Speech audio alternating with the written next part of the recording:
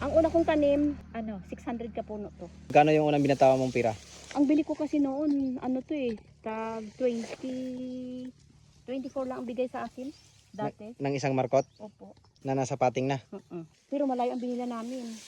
Tapos nung huli, nung lumaki na ang mga kalamansi ko, ako na nagmarkot. Natuto rin ako, nag-aral lang kung paano magmarkot. Pero ang binili ko talaga, para makatanim, 600 ka puno. Kaya na-invest ko dito noon. Kasi siyempre nagpalinis pa ako ng area. Tingnan mo ang kalamansi. Hindi yan sensitive. Kahit masukal, nagabunga. Kahit masukal siya, nagabunga siya. Ganyan ang kalamansi. Pag malaki na, palaban na siya.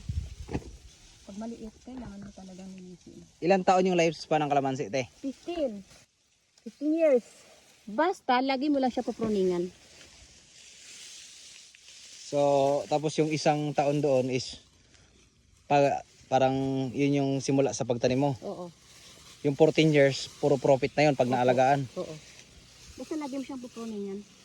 Kasi pag hindi mo siya pruningan, parang nanghihina rin yung kalamansi sa sobrang dami. Minsan lang sanga, hindi na magbigay na maraming bunga.